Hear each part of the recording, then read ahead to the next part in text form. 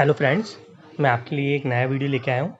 इस वीडियो में आप जानेंगे कैश बुक हम इजी तरीके से एक्सेल के अंदर कैसे बनाते हैं। तो देखिए मैंने एक फॉर्मेट लिया हुआ है।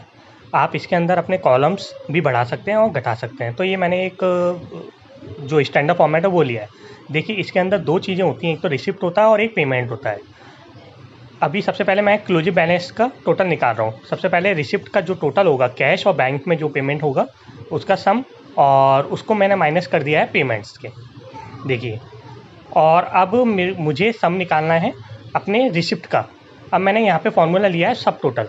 यहाँ पे आप सम का भी यूज़ कर सकते हैं, मगर मैं सम टोटल का इसलिए ले रहा हूँ, अगर आपको पर्टिकुलर डेट का भी चेक करना है या कुछ डेट्स का चेक करना है तो आप सब टोटल में उस फॉर्मूले को फिल्टर लगा के चेक कर सकते हो, तो उसका टोटल भी आपको आ जाएगा। मैनुअली आपको नहीं करना पड़ेगा। सब टोटल का फॉर्मूला मैंने आपको पहले भी वीडियो में बताया हुआ है। कुछ नहीं होता है, आपको सबसे पहले इक्वल टू लगाना है, सब टोटल लगाना है। उसके बाद इसमें काफ़ी सारे फॉर्मूलेज होते हैं, तो सम के लिए आपको 9 प्रेस करना है, कॉमा। अब देखिए बैंक का मुझे कैलकुलेशन चाहिए, सम चाहिए, तो वो पूरी मैंने रेंज सेलेक्ट कर ली बैंक की। तो देखिए इस तरीके से। अब आपको पेमेंट के लिए भी सेम यही फॉर्मूला लगाना है। अब आपको टोटल करना है पेमेंट्स का, आपको सेम फार्मूला लगाना है। यहाँ आपको सब टोटल ब्रैकेट चालू 9, कॉमा। अब आपको कैश की डिटेल जो भी है आपकी पेमेंट साइड में, वो वाली सारी रेंज आपको सेलेक्ट कर लेनी है नीचे से लेकर एंड तक।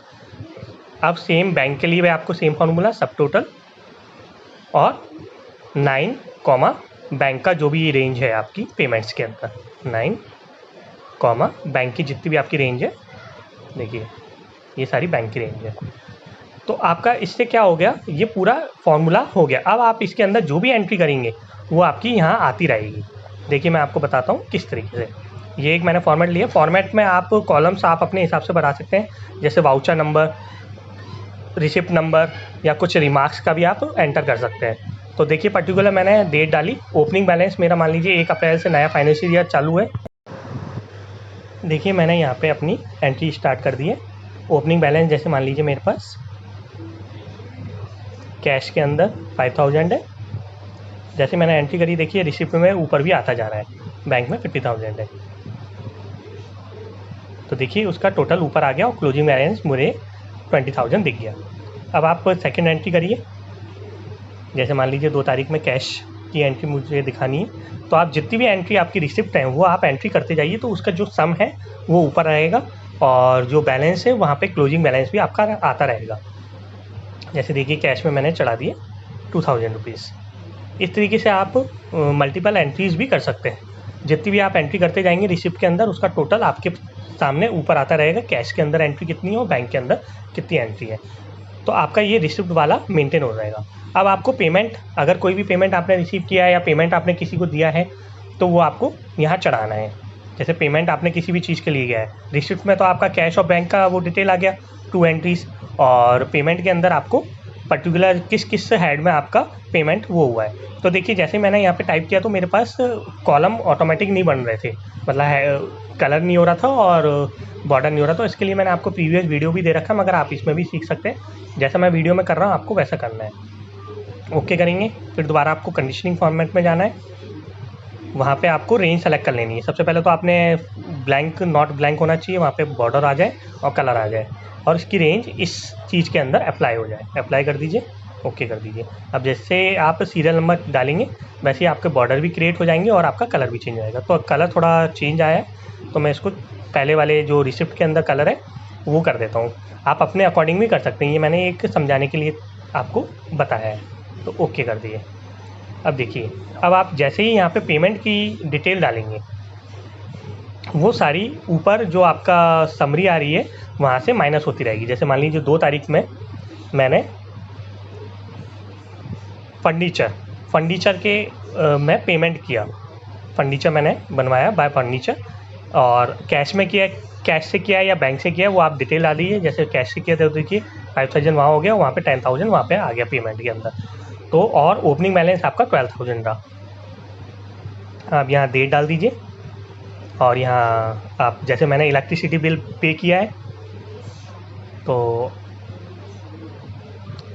वो आपने बैंक से किया है या कैश से किया है, चेक से किया है, वो आप लिख सकते हैं। रिमार्क भी आप यहाँ कॉलम बढ़ा सकते हैं। कॉलम्स आप अपने अकॉर्डिंग भी कर सकते हैं। ये एक मैंने सैम्पल के तौर पे लिए हैं। तो देखिए बैंक में मैंने पेमेंट किया इलेक्ट्रिसिटी का, तो वो ऑटोमेटिक वहाँ पे प्लस भी हो गया और ओपनिंग बैलेंस मेरे दिख गया। मान लीजिए मैंने पेट्रोल एक्सपेंसेस किया है, वो मैंने कैश में किया है, तो देखिए 200 मैंने एंट्री करी और वो आ गया। तो इस तरीके से आप एंट्री करते जाएंगे और आपका जो ओपनिंग बैलेंस है, रिसिप्ट का, पेमेंट का, ये सब आपका आता रहेगा और आप इजीली अपनी कैश बुक को मेंटेन कर सकते हैं। मान लीजिए मैंने सैलरी में बैंक से पे करी है 50,000, तो यहाँ आ गया। अब देखिए यहाँ पर्टिकुलर माइनस में मेरा कलर चेंज नहीं हो रहा है, तो इसमें भी आप क्या करिए, कंडीशनिंग फॉर्मेट लगा दीजिए। वहाँ पे आपको क्या करना है, सेकंड वाला सेलेक्ट करना है, सेल वैल्यू। यदि सेल वैल्यू मेरी 0 से कम हो, यानी कि जो अपनी डी वाली है क्लोजिंग बैलेंस वाली, वहाँ पे अगर 0 से कम हो तो उसका फॉर्मेट क्या हो जाए, उसका रेड हो जाए। तो इस कैश बुक के साथ साथ आप काफ़ी फॉर्मूलेज भी सीख रहे हैं और कंडीशनिंग फॉर्मेट कैसे यूज़ करना है। अब देखिए अगर मेरा उसका वैल्यू यदि 0 से ऊपर हो तो उसकी वैल्यू क्या आ जाए, उसका जो कलर है ग्रीन हो जाए। तो देखिए अब देखिए रेड हो गया क्योंकि माइनस में आ रहा है। अब देखिए मैं यहाँ एक सैम्पल एंट्री कर देता हूँ, मान लीजिए कुछ भी एंट्री कर दिया तो बैंक में, जैसे मान लीजिए 20,000 25,000 करा, तो देखिए ग्रीन होते ही यहाँ ग्रीन दिखा दिया। तो आप इससे जज भी कर सकते हैं। अब देखिए मैंने आपको एक बताया था कि मैंने सबसे पहले सब टोटल क्यों यूज़ किया है, तो उसके बारे में भी देख लेते हैं। एक्चुअली आप यहाँ पे सम का भी फॉर्मूला यूज़ कर सकते हैं, मगर मैंने सब टोटल इसलिए किया है, देखिए पर्टिकुलर करेगा और आपको डेट में कुछ देखना है। जैसे मैं रिसिप्ट के अंदर जाता हूँ तो मुझे मल्टीपल डेट्स के बारे में चेक करना है, जैसे 2 तारीख की चेक करनी है, 3 तारीख की करनी है, तो मल्टीपल डेट। तो आप देखेंगे उसका जो टोटल है आपको मैनुअली नहीं करना पड़ा, वो ऑटोमेटिक ऊपर आ गया आपका रिसिप्ट का। ऐसे ही आप पेमेंट के अंदर पर्टिकुलर कोई डेट सेलेक्ट करेंगे तो उसका जो टोटल है वो पेमेंट के उसके अकॉर्डिंग आएगा, मतलब उस डेट का ही कैश और बैंक का डिटेल वहाँ दिखाएगा। तो इस तरीके से आपको सब टोटल का यूज़ करना है। अगर आप सम का करते तो वहाँ आपका पर्टिकुलर जो बैलेंस था वही दिखाता। तो आप इसमें मंथ भी सेलेक्ट कर सकते हैं, वीक भी सेलेक्ट कर सकते हो, आपको पता चल जाएगा। तो दोस्तों ये कैश बुक बनाना आप भी सीखिए और आप मुझे बताइए कि आपको ये वीडियो कैसा लगा। लाइक करें, शेयर करें और कमेंट करें और फॉलो ज़रूर करें। Thank you very much.